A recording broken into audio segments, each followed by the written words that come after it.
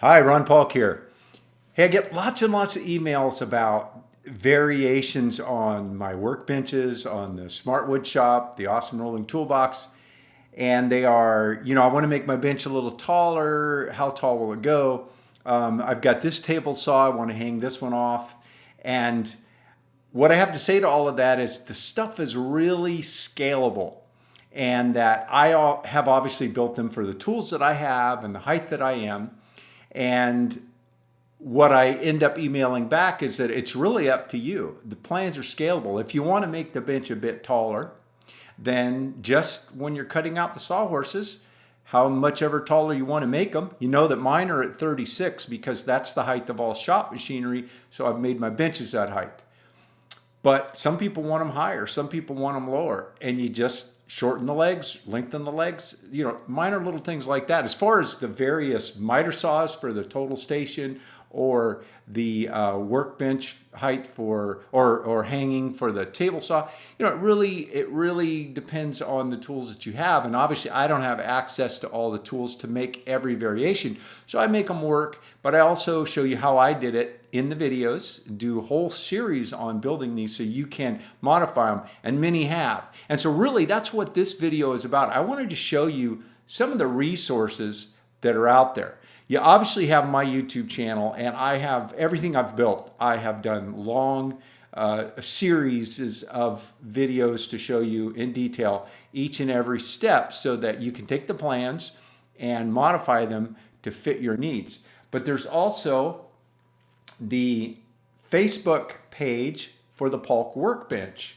And right here today there's a post by someone else that is the workbench, and he built it on wheels with a fixed base for his garage, and his rigid table saw butted up next to it. So if you go there, there's lots of things on the Facebook page. It's open to everybody, so we don't, it's a public site, and you can send messages there and also see what other people have done.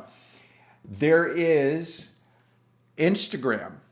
Now, Instagram is kind of fun. It's the short ones, and Chris manages this, and she tries to puts up stuff of me down in the wood shop, of photos, as well as little short video clips. In fact, this one here was just put up today, and this one just shows you somebody's variation on the Vutainer.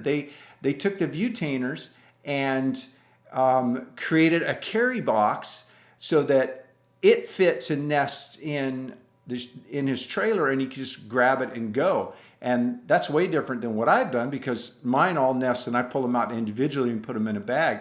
So that's a really neat idea. So there's a nice place to go. So again, if you go to Instagram and subscribe there, so you'll know when Chris puts something up. There's 35,000 followers, so it has been very popular. And then there is the Pinterest page. And if you go to Pinterest, again, I don't know if you have to sign up or whatever, but it's a tremendous tool. We've used it for years with our clients, a private Pinterest page, where what we'll do is, if we're designing a house or a kitchen or remodel, we will open it up to our new clients, and they will post and pin things. They'll find things on other websites, and they can just pin them there very quickly. And then we'll pin stuff and post photos and things there. And it's a collaboration that we have with our clients. So that's a really great tool if you're into construction, to work with your clients and really get, the picture's worth 1,000 words, and see what they're trying to do, and they can see what you're coming up with. But if you go there, you will see all kind of variations on the Paulk workbench. Here's one where someone has made a cradle, and this is an idea that I have played around with and haven't really followed through with it, but a cradle, and you can make these cradles of varying sizes to fit all kind of different saws. And then if you go and just kind of scroll through there, you will see just tons and tons of ideas to do with a lot of the Paulk stuff that you see me do. This is variations. This is you guys taking it to another level or in your own direction. And there's just so many pins there, and we put more up, and other people put stuff up there. So this is open for you all to go and check out, and there's some really cool and creative stuff there.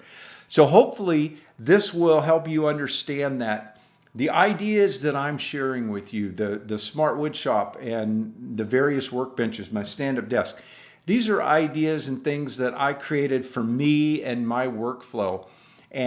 But underneath it all is to make your work in construction, in carpentry, in woodworking more efficient, smarter, and that's where the smart wood shop, has the name has sort of evolved to. It was really the small mobile awesome rolling toolbox, but we got to thinking that the benches and the stand-up desk and everything are from this concept of smart, because I want to work smarter, not harder. And I get called on the table for saying not working harder, because working out of construction and hands-on stuff, a lot of people think of that as working hard, and I push back on that, because I can get tired and fatigued like everybody else, but the thing is that no matter how hard you work, you can work smarter and it not be as hard. If your tools are available, if they're easy to get out, if they're at the right height, if they're set up so that you can do repetitive things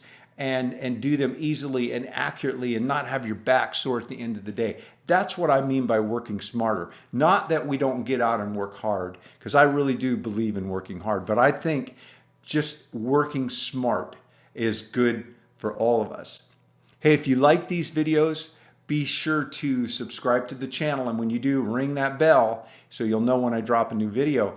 And if you want a set of my plans for the awesome rolling toolbox, or one of my workbenches, or my stand-up desk, you can click on the link right here in the video or in the description down below. Hey, thanks for taking the time to watch. Have a great day.